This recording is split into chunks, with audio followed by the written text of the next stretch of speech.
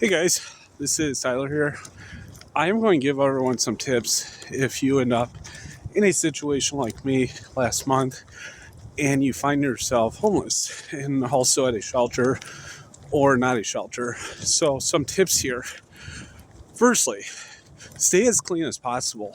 If you have clothing or if you don't have a lot of clothing, get extra clothing and also be vigilant about cleaning it. Keep yourself clean because trust me, people will notice. I mean, if you are in like a certain place, you may not realize it smells that bad, your clothing, yourself.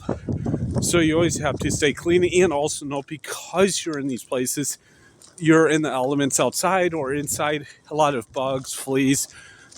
Keep that in mind that you're probably going to get dirty faster than other times.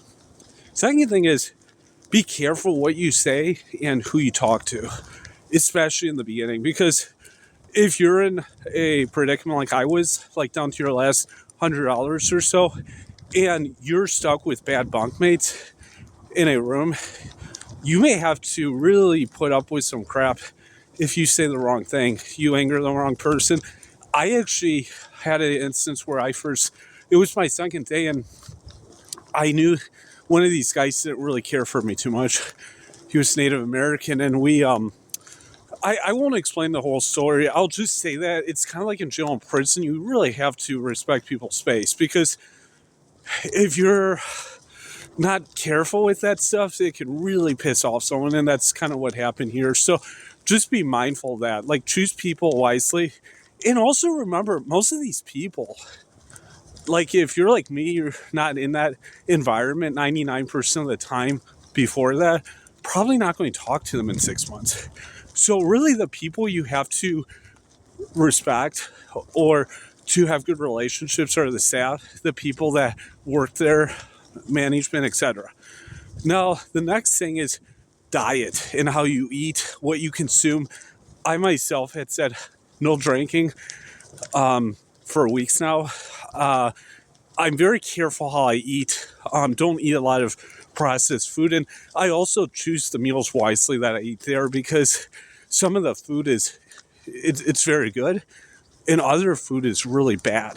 Like it's not nutritious. So when you're in like real cold weather like I am now, that also can exacerbate like certain respiratory issues or things of that nature. And also like I keep like fruits and vegetables or beverages on me like V8 drinks so that I'm getting any vitamins and antioxidants that I typically wouldn't be getting in my diet because that's one area you may not get a lot of our vegetables and fruits at these places.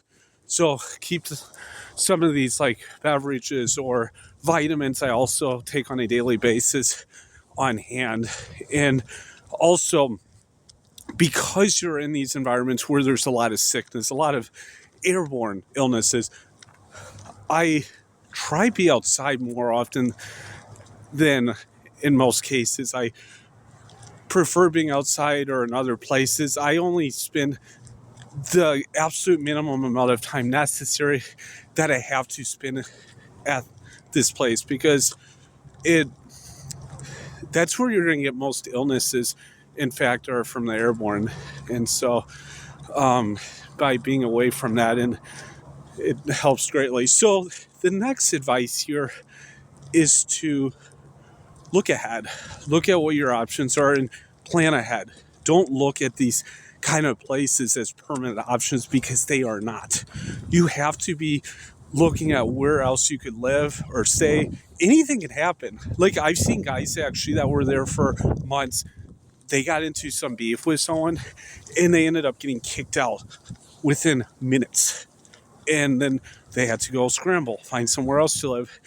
And that's where you have to really be vigilant of this kind of problem. And going back, though, something I was going to bring up with food and all is, I know some people won't like what I want to say, but SNAP benefits, food stamps, are a great way to compensate or subsidize any kind of food like snacks, beverages, like fruits and vegetables that you may not get like at a typical shelter. And also remember here that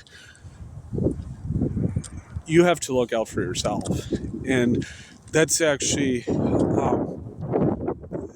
they don't encourage people necessarily to utilize these benefits, but they're there for that reason. And remember, when you're homeless, often it's a lot more difficult to plan. Like when you don't have a car, you're hopefully working. Some people aren't. You have to factor that in. Like if you're out and about, you're not going to be at home, so you might be buying this here and somewhere else, beverage, food, and it obviously can add up. So it's something to keep in mind. So that's the first part of this video, and thank you everyone for watching here, and have a happy New Year's once again.